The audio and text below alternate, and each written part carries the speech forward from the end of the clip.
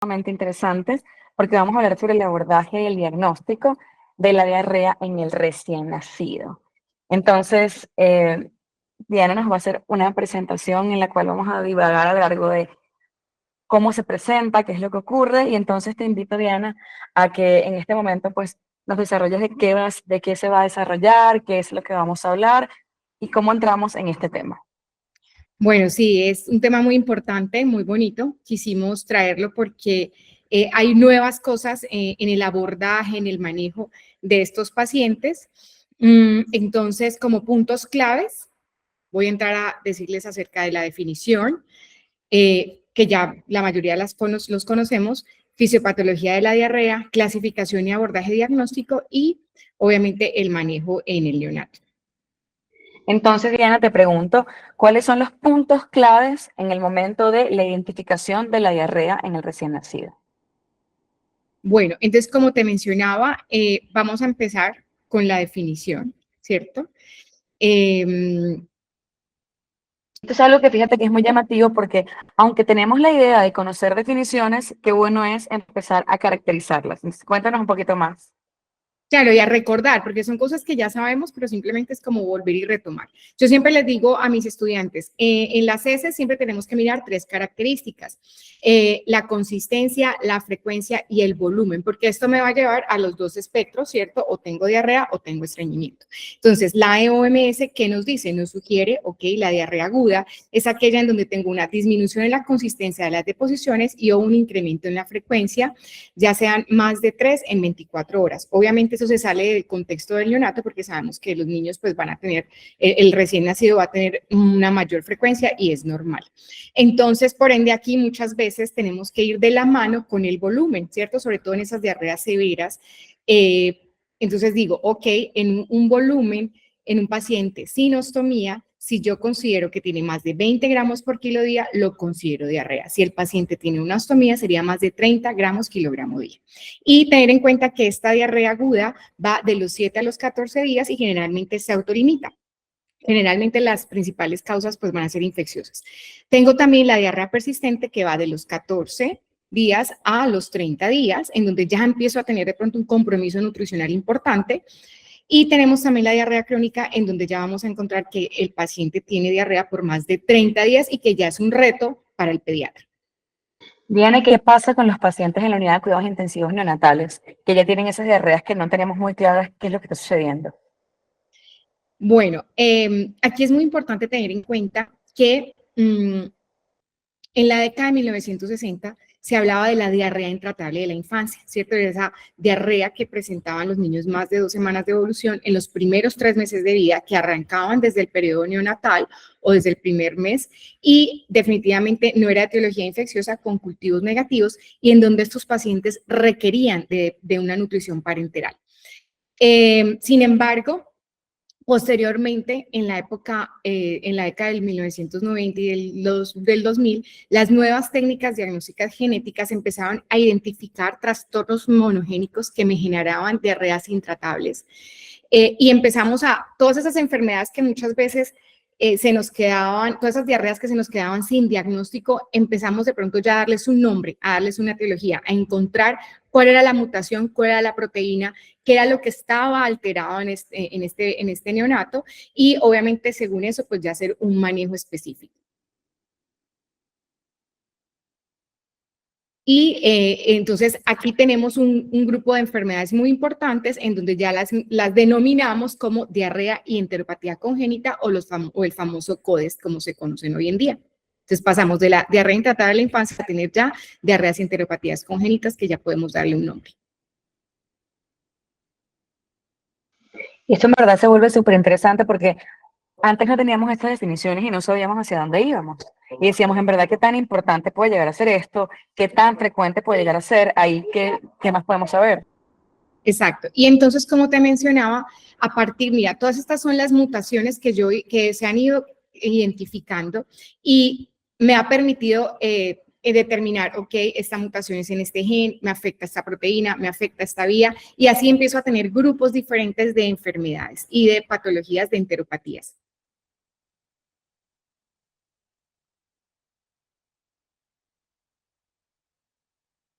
En cuanto Claro, a es que son muchísimos genes que tenemos que estudiar y entonces en verdad, ¿qué tanto lo vamos a buscar? exactamente, entonces aquí ya empieza, es muy importante ese manejo interdisciplinario entre la unidad de cuidado intensivo, genética y gastroenterología.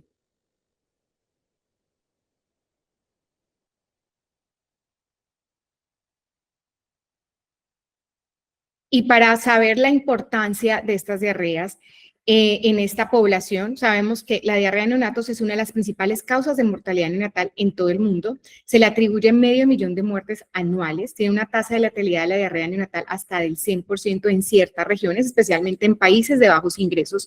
Y obviamente el diagnóstico temprano es fundamental para prevenir la progresión de la enfermedad y sobre todo para evitar la desnutrición en estos pacientes. Por ejemplo, tenemos este estudio en Italia, en donde se caracterizó la diarrea en las UCIs neonatales. No participaron, participaron menos del 50% de las UCIs, pero ellos identifican que hay una incidencia de 6.72 por 1.000 lactantes hospitalizados. Más del 50% de los niños van a requerir una hidratación endovenosa, una mortalidad, a pesar de ser un país de altos ingresos, del 8%, y también fue importante porque nos dio datos sobre la etiología. Entonces, por ejemplo, podemos mirar cómo aquí la mayoría eran causas adquiridas, infecciosas o alérgicas, pero 3 pacientes presentaban mala absorción de glucosa galactosa y un paciente presentaba fibrosis quística dentro de esas diarreas crónicas. Y entonces, ¿cómo les explicamos? O sea, decimos, ya sabemos que tenemos un componente genético, ¿cómo se explican estas diarreas? Ok, sí, es pues muy importante entender su fisiopatología. Aquí voy a hablar de conceptos claves de esta mucosa intestinal, la cual es permeable, pero muy selectiva. En este borde en cepillo tenemos una cantidad de enzimas y proteínas transportadoras que me van a permitir el paso tanto de la luz intestinal como al enterocito o el enterocito a la luz intestinal, de metabolitos, nutrientes, electrolitos. Y muchas veces, y vemos que lo que yo le decía, ¿por qué esta membrana es tan permeable y tan selectiva? ¿Qué determina estas dos características que son tan importantes? Entonces, la polarización de estas enzimas y proteínas va a facilitar esa clasificación y tráfico intracelular de todos estos nutrientes. Y a su vez, las uniones intercelulares apicales, esas uniones intercelulares estrechas, también van a controlar esta difusión pasiva de nutrientes y de electrolitos. Entonces, como vamos a ver más adelante, cualquier alteración en uno de estos estructuras o estos pasos me va a determinar pues, que se presente diarrea. Y importante tener en cuenta 2 tipos dentro de la fisiopatología, que es la diarrea osmótica y la diarrea secretora. Entonces, en la diarrea osmótica, como todos sabemos, recordar que voy a tener una mala absorción parcial o total de carbohidratos o de grasas que me va a incrementar el micrófono. Entonces va a incrementar la cantidad de solutos a nivel intestinal y colónico y esto me va a hacer una presión osmótica que va a generar un arrastre de agua y por ende diarrea. Y por otro lado tenemos la diarrea secretora, en donde principalmente voy a ver que hay una secreción activa o de cloro o una incapacidad de absorción de sodio y de cloro, que finalmente esto me va a llevar a un movimiento de agua de forma pasiva y un gradiente osmótico que también me va a generar diarrea. En cuanto a mí me interesa muchísimo eso, porque fíjate que qué llamativo es esta forma de fisiopatología, porque es lo que uno entiende. Dices, las diarreas estamos clasificadas normalmente como secretoras y osmóticas, y esa es la forma en la que uno le hace el abordaje. Entonces, ¿qué pasa después? Porque esta parte uno la entiende. ¿Qué sucede después? Sí, entonces esto es clave porque entender esto también me va a servir mucho más adelante, como vamos a ver, para la clasificación. Entonces, como les decía, identificar toda esta cantidad de genes específicos que van a tener una regulación directa en alguno de estos procesos, encontramos que estas enteropatías específicamente congénitas o diarreas enteropatías congénitas nos van a clasificar en 5 grupos especiales. Entonces tenemos cuando hay una disfunción epitelial en donde se afecta el transporte de electrolitos, entonces por ejemplo de estos transportadores de cloro como es la clorhidrorea o en el transporte de sodio y glucosa en donde me va a dar la diarrea congénita a sodio. También tenemos como segundo grupo cuando hay una disfunción epitelial, pero lo que se afectan son estas enzimas de este borde en cepillo o vías metabólicas directamente del enterocito. Entonces aquí tenemos, por ejemplo, la deficiencia congénita de lactasa, la deficiencia de sacarosa isomaltasa y la deficiencia también de acilglicerol aciltransferasa. También tenemos disfunción epitelial más que todo por alteración del tráfico y la polaridad que les mencionaba ahora, ¿cierto? Entonces aquí tenemos dos de las enfermedades famosas que siempre hemos escuchado, como son la enteropatía en penachos y la diarrea por inclusión de microvellosidades. Tenemos también causas enteroendocrinas. ¿Listo? Sabemos cómo estas enterohormonas van a tener una regulación directa sobre estos procesos también de absorción, metabolismo, transporte de electrolitos y entonces tenemos la anendocrinosis y la disendocrinosis. Y por último tenemos la disfunción inmune, la disfunción inmune que me va a generar inflamación y pues finalmente diarrea. Y esta fisiopatología además explica la clasificación de estas diarreas, ¿cierto, Diana? Sí, claro. Entonces, como yo les mencionaba, vamos a tener en general, para que lo tengamos en cuenta, entonces, diarrea crónica adquirida, diarrea crónica congénita. Entre la adquirida, las más comunes pues son, como lo dije, infecciosa, alérgica o anatómicas, como el síndrome de intestino corto, pero también tenemos las congénitas como el CODES o la insuficiencia pancreática y los grupos específicos que ya les mencioné. Eso es como para recordar porque hemos escuchado todas estas enfermedades, pero ya las vamos como quien dice metiendo en cajoncitos y las vamos clasificando. Y entendiendo esta estructura de clasificación, ¿cómo sería una orientación inicial para aproximarnos a estas enfermedades? Bueno, entonces, como todo en medicina, básico, la historia clínica, ver la edad de inicio, pues la edad del paciente, la de inicio de la diarrea, historia familiar, antecedentes familiares, si hay consanguinidad. También se define ciertas regiones geográficas en donde sabemos que ya hay mutaciones específicas con mayor prevalencia. Por ejemplo, en Finlandia se habla que hay mayor casos de deficiencia congénita de lactasa o en las personas nativas de Canadá, de Groenlandia, también tenemos ciertas, sobre todo, enfermedades, por ejemplo, que están directas con la absorción de nutrientes que me van a generar diarrea. Y obviamente tengo un panel de exámenes de laboratorios que debo realizar. Entonces, esto me va a ayudar a clasificar, como les decía, en una diarrea de inicio tardío o una diarrea de inicio temprano. ¿Y esta parte de temprano y tardío en qué va? Sí, esta diarrea de inicio temprano siempre va a ser identificada sobre todo en qué pacientes, como lo tenemos aquí en este algoritmo. Inicio neonatal, que tenga estas banderas rojas y pues que obviamente sea tan severa esta diarrea que el paciente esté crítico y requiere pues un manejo en cuidado en la unidad de cuidado intensivo. Se me olvidaba también mencionarles, bien importante, siempre tener en cuenta estas banderas rojas. Entonces, inicio neonatal, polidrapnios, hallazgos en la ecografía prenatal de asas dilatadas, cosanguinidad y compromiso multisistémico. Entonces, yo tengo un paciente que tiene también una hepatosplenomegalia, si tiene algún... esto me va a hacer pensar, ok, puedo estar de pronto más hacia alguna enfermedad metabólica, si el paciente tiene también un hipotiroidismo, si el paciente tiene una diabetes, me hace sospechar una enteropatía congénita. Perfecto. Y dentro de este estudio, entonces, ¿cómo empezamos este estudio? Sí, claro. Entonces, por ejemplo, mira, en las de inicio tardío, como mencionaba, lo más común son las alergias y las infecciones. Si sospecho un paciente que tiene una alergia a la proteína de leche de vaca que está con lactancia materna exclusiva, pues se hace una dieta de restricción a la proteína de leche de vaca a la madre. Si está con una fórmula, pues requiere una que sea extensamente hidrolizada. El manejo infeccioso pues ya va a ser según la etiología, pero entonces si ya considero que es una causa congénita, entonces tengo otras también causas anatómicas, descartar obviamente una enterocolitis necrotizante y dentro de las congénitas debo mirar las características de las heces, si es una diarrea acuosa, si es una esteatorrea o si es una diarrea con sangre.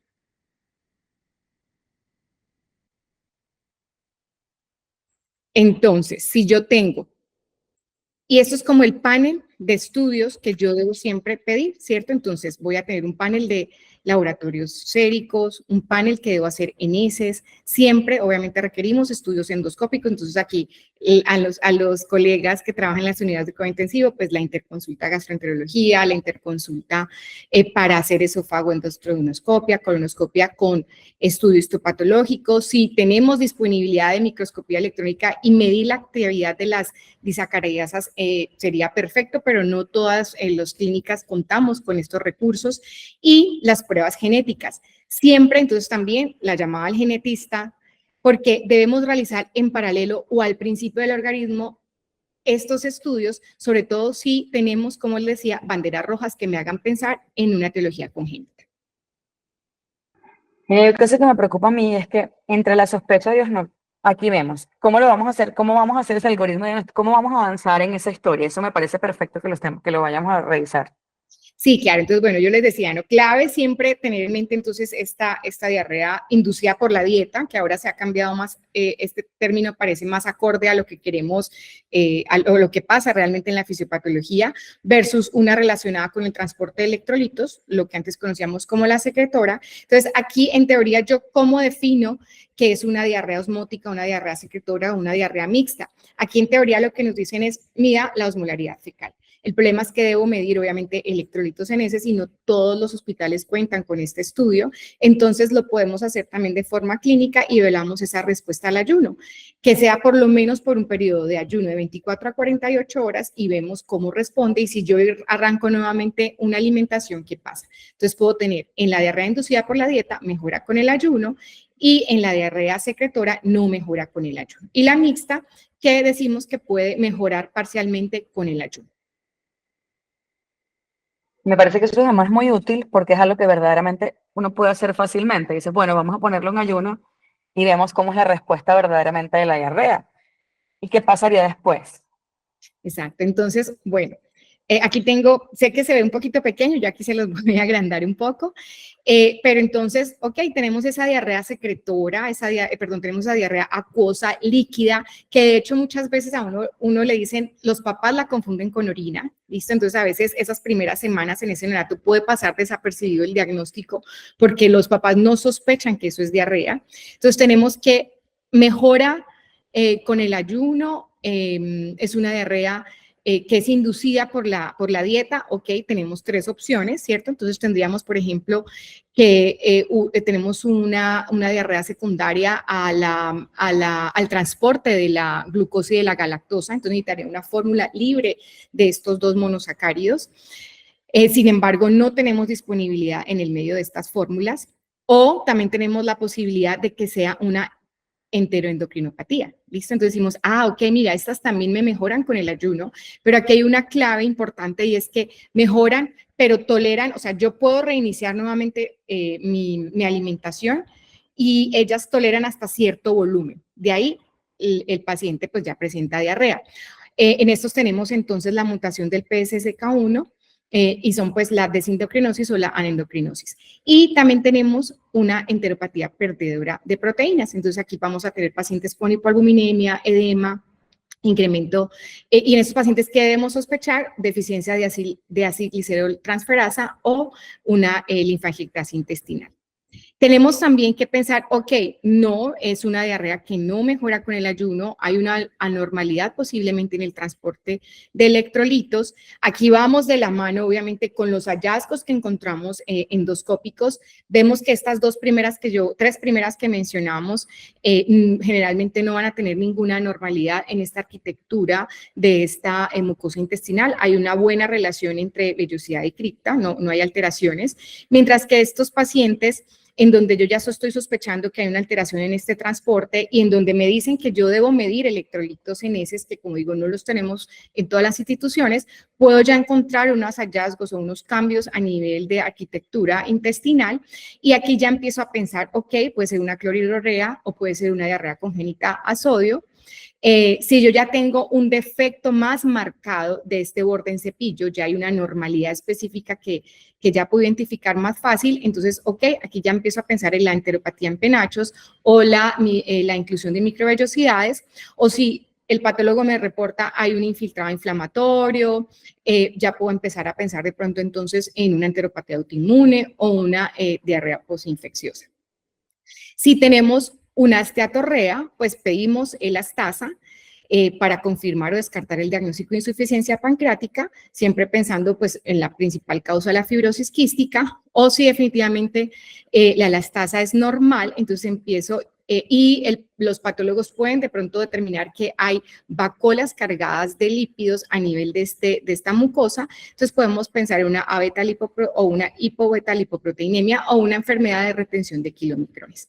Y también tenemos entonces la diarrea con sangre, en donde también el patólogo me habla de que hay un infiltrado inflamatorio y empezamos a encontrar, y me reportan apoptosis de estas células de las criptas, entonces empezamos a sospechar en una enfermedad inflamatoria de inicio muy temprano que sabemos que pueden también, pues obviamente, tener una relación directa con trastornos monogénicos y con inmunodeficiencias. Y miren este punto de acá, clave igual, porque yo puedo tener una sospecha, ¿cierto?, clínica y de laboratorios y con los hallazgos histopatológicos, pero finalmente es el estudio genético el que me da el diagnóstico. En verdad, esta secuencia hace que sea muchísimo más sencillo el abordaje, porque dices, bueno, ya voy pasando por estos lugares, ¿hacia dónde debo ir? ¿Hacia dónde debo ir? Y una vez que yo tengo la sospecha diagnóstica, ¿cómo hago el abordaje terapéutico entonces? Digo, bueno, ¿qué voy a hacer mientras? Porque sé que mi diagnóstico genético me va a tardar inevitablemente. Y tengo a mi paciente. ¿Qué es lo que debo hacer? Sí, bueno, entonces es muy posible, pues obviamente no vamos a tener un diagnóstico definitivo pronto, ¿cierto? Mientras me salen estos estudios genéticos, pero pues sí debo tratar de mantener a este niño nutricionalmente bien, ¿cierto? Ese es como nuestro principal reto. Estos niños obviamente salen de las unidades neonatales y pues pasan, ya cumplen la edad y nos pasan generalmente a piso a cargo de gastropediatría. Entonces, ¿cuáles son esas mejores prácticas, esos objetivos de atención en estos pacientes? Primero que todo, el reconocimiento y diagnóstico temprano en la población neonatal, para hacer un manejo intensivo de líquidos y un apoyo nutricional para prevenir trastornos electrolíticos que sean potencialmente mortales, fatales y desnutrición. Clasificación de la diarrea, como hemos visto, según la etiología subyacente, porque obviamente esto me va a permitir un tratamiento específico cuando ya tengo un diagnóstico confirmatorio y un diagnóstico temprano de trastornos multisistémicos y de complicaciones extraintestinales. Como les decía, muchos de los pacientes pueden tener otras enfermedades, otros compromisos que van a requerir igual un manejo. Entonces, por ejemplo, diabetes neonatal o un hipotiroidismo que igual va a requerir un manejo por parte de endocrino. Entonces, podemos hacer como énfasis especialmente desde el punto de vista nutricional en lo que son CODES, insuficiencia pancreática. Obviamente aquí estamos hablando de algo muy general, pero tenemos que tener en cuenta que podemos ayudarnos de fórmulas infantiles especiales en donde yo debo optimizar la absorción de nutrientes en un intestino que está enfermo, ¿cierto? Entonces, ¿cómo optimizo esa absorción de nutrientes? Hidrolizo la proteína. Entonces, si tengo una proteína extensamente hidrolizada, sería una fórmula semielemental. Si tengo esa proteína en forma de aminoácidos libres, sería una fórmula infantil elemental. Y debo cambiarle también el contenido de carbohidratos a esta fórmula, pongo un menor contenido de lactosa, agrego polímeros de glucosa o maltodextrinas, y como sé que los triglicéridos de cadena media se absorben de manera más eficiente en estos intestinos enfermos, entonces incremento el porcentaje de estos. Entonces es importante siempre tener en cuenta estas fórmulas que son un aliado, obviamente junto con la nutrición parenteral, porque muchos de estos pacientes van a requerir de los dos tipos de alimentación. Entonces, vamos a empezar por grupos igual, brevemente, y como les digo, algo muy general, porque pues ya cada enfermedad, como ustedes ven, son muchísimas y el manejo va a ser específico. Entonces, si tengo una insuficiencia pancreática, una fibrosis quística, uso de fórmulas con mayor aporte de triglicéridos de cadena media, reemplazo con enzimas pancreáticas, suplementación con vitaminas liposolubles, zinc y sodio. Por ejemplo, en el caso ya del CODES, entonces si es una enteropatía asociada a una disregulación inmunitaria, uso de fórmulas infantiles semielementales y elementales, tener en cuenta que esos pacientes pueden tener sensibilización alimentaria, Pues que igual estas fórmulas también me van a favorecer. Igual voy de la mano con nutrición parenteral, terapia de reemplazo hormonal, uso de medicamentos inmunosupresores y finalmente cuando ya tengo un diagnóstico y en algunas patologías pues se requiere el trasplante de médula ósea. En las enteroendocrinopatías, uso de fórmulas infantiles semielementales y elementales. Aquí es importante tener en cuenta que ellas son dosis dependientes, entonces me pueden tolerar un volumen, ¿listo? Igual voy a requerir obviamente de nutrición parenteral también a la par, pero se ha descrito que muchas veces estos niños entre los 18 meses y los 2 años puedo retirar esta nutrición parenteral porque ya les mejora el cuadro de diarrea. Y en cuanto a la enteropatía por disfunción epitelial, voy a requerir en la terapia nutricional dietas de restricción o fórmulas infantiles especiales, como les mencionábamos, por ejemplo, cuando tengo una alteración en la absorción de la glucosa galactosa, puedo requerir una fórmula a base de fructosa, pero que no están disponibles en el medio. Terapias sustitutivas, estos sí definitivamente requieren nutrición parenteral, es el grupo que va a requerir nutrición parenteral por más tiempo, drogas antisecretoras y finalmente, pues muchos tienen indicación de trasplante de intestino. Aquí lo interesante también viene dado es cómo lleva uno esto a la práctica. O sea, dices, bueno, tenemos toda esta estructura de teoría y me gustaría que nos hablaras porque sé que has tenido experiencia en el manejo de este tipo de pacientes. ¿Nos puedes contar un poquito qué ha pasado con estos pacientes tuyos? Sí, bueno, pues les voy a comentar 3 casos que llegaron a la Fundación Clínica Valle de Lili, que el grupo de gastropediatría los manejó. El primer caso, agradezco a la doctora Yolani Rosado de Yopal, porque ella muy juiciosa lo comentó en nuestro chat del Colegio Colombiano de Gastro. Ella nos mencionaba de esta nena que empezó desde los 8 días con una diarrea severa que la llevaba a acidosis metabólica y deshidratación. En ese momento no había pues un gran compromiso, afortunadamente, nutricional por el buen manejo que se había hecho en estas primeras semanas de vida. Veíamos que era una diarrea inducida por la dieta, pero toleraba un bajo volumen. O sea, ella llegábamos hasta un volumen, no recuerdo exactamente, creo que de 20 cc, toleraba, pero si aumentábamos más de ahí, ya obviamente se descompensaba. Entonces había recibido manejo con fórmula infantil semi-elemental, posteriormente pasó a fórmula elemental, como les digo, que nos toleraba hasta cierto volumen, requería obviamente nutrición parenteral. Se hizo estudio genético, nos llegó el resultado a los 3 meses y posterior al diagnóstico genético se logra suspender la nutrición parenteral prácticamente como a los 6-7 meses. Esta paciente finalmente tiene un diagnóstico de una disendocrinosis entérica. Como ustedes ven, es justamente en esta parte del algoritmo, aquí está, es una dieta, es una diarrea que mejora con el ayuno, pero como les digo, es dosis dependiente, diarrea severa neonatal, de características osmóticas, pero una relación dosis dependiente con la ingesta de nutrientes y con pérdida severa de peso. Entonces, no tenemos la fórmula. Decíamos, bueno, no tenemos esta fórmula, pero fue finalmente el estudio genético el que nos dio el diagnóstico. Esa es una enfermedad autosómica recesiva. Es una mutación del gen PCSK1, causa enteropatía en los primeros años, endocrinopatías y obesidad por polifagia, ¿vale? Entonces vemos como esta princesa ya no necesita de nutrición parenteral, ya no ha vuelto a tener diarreas, tiene 17 meses, pero obviamente su curva peso-longitud sus índices peso-longitud van en aumento. Ellos finalmente hacen también diabetes, entonces sí va muy de la mano el control con endocrinología pediátrica. Y el segundo y tercer caso, quiero hacerle un agradecimiento a la doctora Claudia Triz, sobre todo por el caso número 2, porque ella vio a este paciente en la institución donde trabaja, sospechó el diagnóstico y lo envió. El caso número 2, los 2 son masculinos. El caso número 2 arrancó con diarrea desde los 21 días de vida. Había tenido un hermano que había fallecido, hizo aparentemente por una sepsis a las 2 semanas de vida en una unidad de cuidado intensivo neonatal. Entonces había una historia familiar importante, ya venían los 2 niños con un gran desplome nutricional, el tercer niño ya debutó un poquito más grande a los 2 meses, el primer niño nos llegó a los 4 meses, el segundo niño sí nos llegó ya grande a los 15 meses y con una gastrostomía, pero estos 2 niños tenían diabetes neonatal y un hipotiroidismo autoinmune. ¿vale? Y el estudio histopatológico mencionaba inflamación, hallazgos como una enteropatía autoinmune que nos reportaba la patóloga, la dieta era, la diarrea era de una fisiopatología más bien con componente mixto inflamatorio, habían recibido igual fórmulas infantiles semielementales y elementales, habían igual requerido nutrición parenteral, mientras teníamos un diagnóstico definitivo, pues se inició un manejo con inmunosupresores, pero finalmente el tratamiento fue pues trasplante de médula ósea porque estos dos niños fueron positivos para una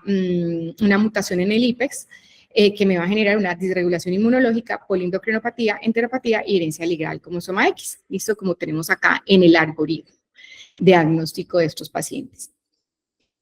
Bueno, entonces, pues esos son los casos que les quería comentar. Como les digo, lo bonito es que Súper somos familia, interesante. que Me somos parece familia, súper interesante. sí, y que varios de nosotros pues ya habíamos conocido igual a estos pacientes. Y entonces, ¿cuál sería tu espacio, Daniel, para dejar como un cierre? ¿Qué mensaje te parece fundamental que se lleve? Hemos tenido un webinar súper taquillero. Lamentablemente mucha gente no se pudo unir. Luego ya les vamos a explicar qué fue lo que sucedió. Pero sí para que las personas que tienen pues, el gusto de estar acá en este momento se lleven a la casa, que es fundamental. Ok, bueno, fundamental entonces que como conclusiones, obviamente tenemos que considerar pues en una diarrea crónica, en un paciente neonato, una diarrea severa en un neonato, tenemos que mirar que hay causas adquiridas y que hay causas congénitas. Las enteropatías y diarreas congénitas son una causa de diarrea grave en el neonato, siempre pensarlas, siempre sospecharlas, siempre como que se nos prenda ese bombillito rojo. Van a requerir un manejo nutricional temprano y agresivo para garantizar un adecuado crecimiento y desarrollo. Podemos usar fórmulas semielementales y elementales, así como nutrición parenteral. Entonces, no afanarnos, no estresarnos. Estos niños van a requerir ya de un manejo, como ustedes ven, prolongado. Y siempre, pues, esa alta sospecha clínica y ese estudio genético que nos van a contribuir al diagnóstico. Entonces, te agradezco muchísimo, Diana, por tu conferencia maravillosa y además súper, de un tema tan complejo, una información concisa, clara, que en verdad permite la práctica. Yo tengo un par de preguntas e invito a las personas conectadas que tienen preguntas, por favor, las puedan compartir durante el chat. Si tuvieras que decir, ¿qué paciente tenemos que sospechar sí o sí que es una diarrea congénita? O sea, ¿qué luz se nos tiene que prender en la cabeza y decir, este recién nacido puede ser una diarrea congénita? Sí, bueno, entonces, pues, obviamente es una diarrea severa en un neonato, puede ser que no me cumpla todavía las 4 semanas, ¿listo? Pero es una diarrea severa que lleva por lo menos 2 semanas, que ha requerido un manejo en la unidad de cuidado intensivo por acidosis metabólica por deshidratación severa. Mirar, como yo les decía, las banderas rojas, ver si hay antecedentes familiares, algún hermanito que murió también por alguna causa desconocida, consanguinidad, determinar, eso yo creo que definitivamente es clave. Y si hay, como le mencionaba, si hay algún otro compromiso, porque de identificar estos pacientes rápidamente puedo solicitar estudios genéticos y puedo tener un diagnóstico pronto, ¿vale? Que me dé obviamente un manejo específico. Por ejemplo, nosotros no tenemos toda esta cantidad de pronto de estudios que uno lee, ¿cierto? De medir electrolitos en heces, microscopía electrónica, niveles de disacaridasas, pues no tenemos forma de hacerlo, pero creo que la clínica, seguir los algoritmos, identificar si es una diarrea inducida por la dieta o no, nos va a ayudar mucho. Y fíjense, por ejemplo, nosotros no tenemos esta fórmula especial, pero ok, usamos las fórmulas que tenemos con la niña del caso 1, la dejamos en ayuno, arrancamos nuevamente su alimentación y empezamos de a poquitos y veamos cómo nos toleraba hasta cierto punto y de ahí ya no. Entonces, esas claves igual también sirven mucho en el diagnóstico y así no nos tolere mucho volumen igual siempre y en otras patologías, pues definitivamente la nutrición parenteral pues es obligatoria.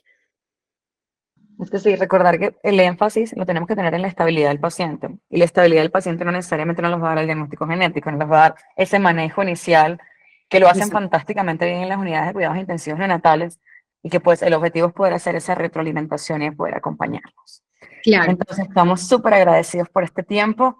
Y te cedo el honor de cerrar con nuestra invitación importante. Claro, sí, bueno, en la primera diapositiva y en esta última, queremos invitarlo a nuestro octavo simposio del Colegio Colombiano de Gastroenterología, Patología y Nutrición Pediátrica, que se va a llevar a cabo del 5 al 7 de septiembre en la hermosa Santa Marta. Énfasis en la nutrición, excelentes conferencistas nacionales e internacionales, el lugar es espectacular, el hotel es hermoso, y pues bueno, obviamente los esperamos con los brazos abiertos. Como será el cierre, quisiera acompañar, Karen Jiménez nos está acompañando. Karen Jiménez es la representante del Laboratorio de Nutricia que está colaborando con este webinar. Karen, si estás allí, pues, y quieres despedirte de la audiencia, estás bienvenida. No sé si está por aquí. No sé si logró entrar, Karen, además, porque les voy a contar brevemente. La sala se llenó los primeros 5 minutos. Nosotros tenemos una sala para 1000 personas.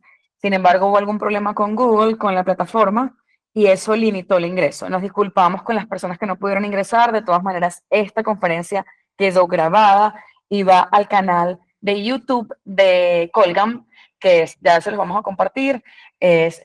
Ya se los voy a compartir en un segundo mientras Karen hace su despedida porque acaba de decir que sí está en la sala. Entonces, Karen, prende tu micrófono para que te puedas despedir también.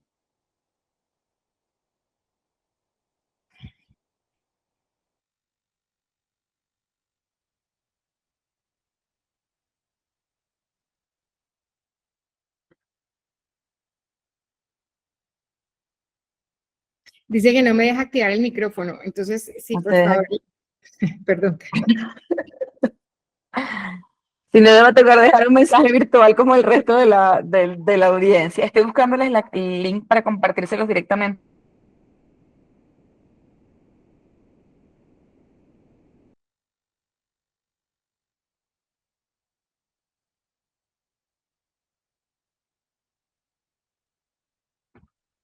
Mayra, hay dos personas con la mano levantada. Si quieren en este momento decir algo, pues están bienvenidos. Si pueden activar el micrófono porque no sabemos qué sucede. Y si no, me lo pueden mandar por el chat.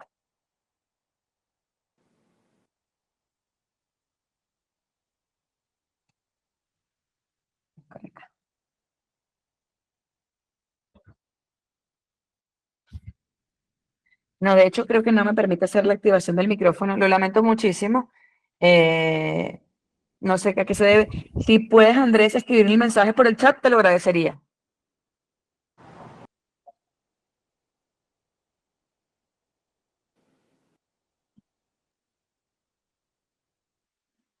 Bueno, creo que eso era todo entonces. No sé qué pasa con el... Aquí voy a leer en voz alta el mensaje de Karen para que también todos lo tengan. Para Danone Nutricia contribuir con la educación médica continua es parte de sus pilares más importantes porque conocemos el alto nivel académico de los profesionales de salud de nuestro país. Adicionalmente, estamos comprometidos con ofrecer opciones de tratamiento amplias e innovadoras basadas en una trayectoria de investigación científica que favorezcan el abordaje individualizado de los pacientes de acuerdo a sus condiciones médicas y se adapten a sus necesidades. Muchas gracias y feliz noche. Feliz noche para todos. Nos vemos en el próximo webinar. El próximo webinar es en el mes de septiembre, el último miércoles de septiembre. Va a ser maravilloso porque vamos a hablar acerca de las perlas de nuestro simposio en la próxima semana en Santa Marta. Entonces, esperamos que muchos nos acompañen y quienes no nos puedan acompañar, tenemos esa oportunidad para que recojamos lo mejor de todo. Que tengan una muy feliz noche, Vivianita. Feliz noche y siempre feliz de acompañar. Chao.